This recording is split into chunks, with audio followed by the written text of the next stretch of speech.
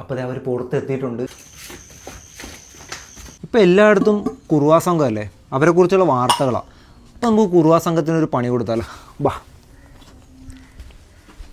First tap തുറക്കാൻ പോവുകയാണേ. അതിന് മുമ്പായിട്ട് ഈ വീഡിയോയിൽ നമ്മൾ ഫസ്റ്റ് പറയാൻ പോകുന്നത് കുറുവാ സംഘം ചെയ്യുന്ന കാര്യങ്ങളാണ്. രണ്ടാമത് പറയുന്നതാണ് നമ്മൾ ചെയ്യുന്ന കാര്യങ്ങൾ. ഇപ്പോൾ ഫസ്റ്റ് പറയുന്ന കാര്യം, ഇതുപോലെ അവർ ടാപ്പ് തുറന്നിടും രാത്രിയാകുമ്പോൾ. അപ്പോൾ നമ്മൾ റൂമിൽ കിടന്ന് ഉറങ്ങുമായിരിക്കും. അയ്യോ ടാപ്പ് അടക്കാൻ മറന്നു ഓർത്ത് പുറത്തിറങ്ങും. ആ സമയത്ത് അവരെന്ത് ചെയ്യും, നമ്മളെ ആക്രമിക്കും, അകത്ത് കയറും. അല്ല, തുറന്നിടുന്ന സമയത്ത് അവരകത്ത് കയറും. അപ്പോൾ ഒരിക്കലും ടാപ്പ് തുറന്നിട്ട ശബ്ദം കേട്ടാൽ പുറത്തിറങ്ങാൻ പാടില്ല. അടുത്ത കാര്യമാണ്, വീടിൻ്റെ പുറത്ത് കുഞ്ഞുങ്ങൾ കരയുന്ന ശബ്ദം ടേപ്പ് റെക്കോർഡിൽ വെക്കും. അല്ലെ ഫോണിൽ എന്ത് ചെയ്യും, കുട്ടികൾ കരയുന്ന ശബ്ദം വെക്കും. അപ്പോൾ നമ്മളവർക്ക് ഇതെന്താ കുഞ്ഞു കരയുന്ന ഉച്ചയെന്നും പറഞ്ഞ് നമ്മൾ പുറത്തിറങ്ങും. അല്ലെങ്കിൽ കുട്ടി കരയുന്ന ആകാം, അല്ലെങ്കിൽ സ്ത്രീകൾ കരയുന്ന ഏതെങ്കിലും ഒരു ശബ്ദം പ്ലേ ചെയ്യും. ആ സമയത്ത് നമ്മൾ എന്ത് ചെയ്യാൻ പാടില്ല, പുറത്തിറങ്ങാൻ പാടില്ല. അടുത്ത കാര്യമാണ്, കോളിംഗ് ബെല്ലടിക്കും.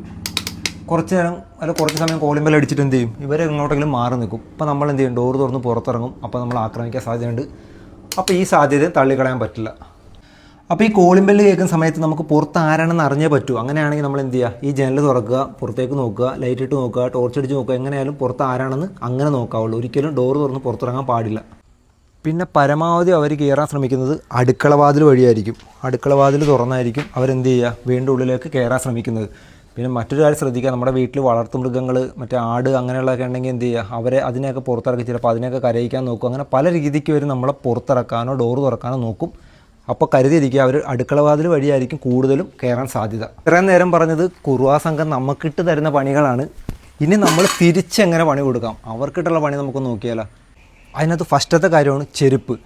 ഒരുപാട് സ്ഥലത്ത് മക്കളൊക്കെ പുറത്തായിരിക്കും, അല്ലെങ്കിൽ പട്ടാളത്തിലായിരിക്കും, അല്ലെങ്കിൽ പുറത്ത് ജോലി ചെയ്യുന്നതായിരിക്കും. അപ്പോൾ സ്ത്രീകൾ മാത്രമായിരിക്കും വീട്ടിലുണ്ടാകുന്നത്. ചിലപ്പോൾ സ്ത്രീകളും കുട്ടികളും മാത്രമായിരിക്കും, അല്ലെങ്കിൽ പ്രായമായ അച്ഛനമ്മ മാത്രമായിരിക്കും വീട്ടിലുണ്ടാകുന്നത്. അപ്പോൾ അവരെന്ത് ചെയ്യുക, ചെറുപ്പക്കാർ പോലത്തെ ചെരുപ്പുകൾ, ഒരു കുറച്ച് ചെരുപ്പ് എന്ത് ചെയ്യുക, ഇതുപോലെ ഇട്ടേക്കുക. അപ്പോൾ ഇവർ ഫ്രണ്ടിലോട്ട് വരുമ്പോൾ തന്നെ ഇങ്ങനെ നോക്കുമല്ലോ, ചെരുപ്പൊക്കെ ഉണ്ടെങ്കിൽ ഇത്ര 3-4 പേരകത്ത് ഉണ്ടെന്ന് വിചാരിച്ചിട്ട് എന്ത് ചെയ്യും, അവർ കയറാൻ മടിക്കും. അപ്പോൾ ഇങ്ങനെയുള്ള ചെരുപ്പുകൾ, ഒറ്റപ്പെട്ട് താമസിക്കുന്നവർ എന്ത് ചെയ്യുക, ഇങ്ങനെയുള്ള ചെരുപ്പുകളൊക്കെ വീടിൻ്റെ പുറത്തിടാൻ ശ്രദ്ധിക്കുക.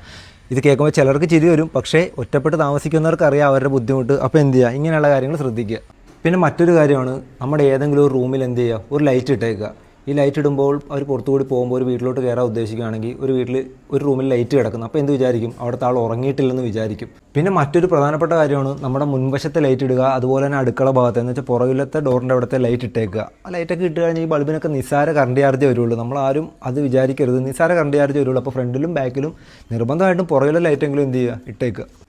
പിന്നെ നമ്മുടെ വീഡിയോ തുടങ്ങിയപ്പോൾ തന്നെ ഞാൻ ഒരു കലവും ഗ്ലാസ്സുമായിട്ടാണ് നിന്നിരുന്നത്. അപ്പോൾ ഇത് എന്തിനാണെന്ന് കാണിച്ചുതരാം.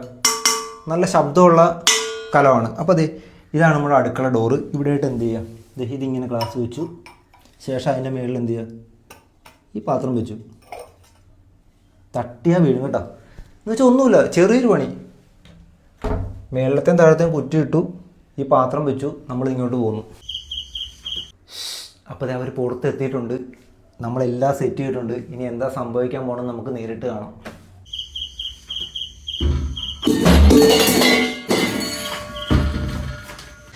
ഈ പാത്രം താഴെ വീണ ശബ്ദം കേട്ട് എന്ത് പറ്റും, എത്ര വലിയ മോഷ്ടാക്കളാണെങ്കിലും ശബ്ദം പെട്ടെന്ന് കേൾക്കുമ്പോൾ, രാത്രി കേൾക്കുമ്പോൾ അവരെന്ത് ചെയ്യും, അവരിറങ്ങി ഓടും.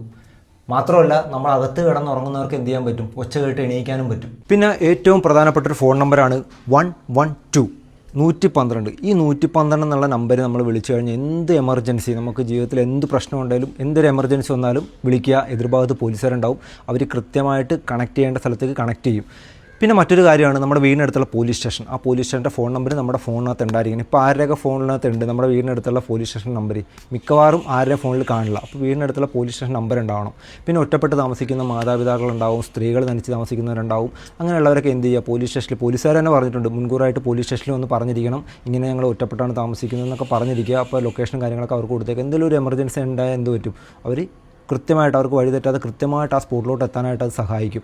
ഇവരുടെ ഉദ്ദേശം ഏത് വിധേനയും മോഷണം നടത്തുക എന്നുള്ളതാണ്. ചിലപ്പോൾ നമ്മളെ ഉപദ്രവിക്കും, തല്ലും, അടിക്കും, അങ്ങനെ പല പ്രശ്നം ഉണ്ടാക്കും. അവർക്ക് എങ്ങനെയൊരു സംഭവം മോഷ്ടിച്ചുകൊണ്ട് പോകും. ആ സമയത്ത് നമ്മൾ ഉറക്കമാണെങ്കിൽ നമ്മുടെ കഴുത്തിലെ മാല പൊട്ടിക്കാനായിരിക്കും, നമ്മുടെ കഴുത്ത് മുറിയോ അതൊന്നും അവർക്ക് പ്രശ്നമല്ല.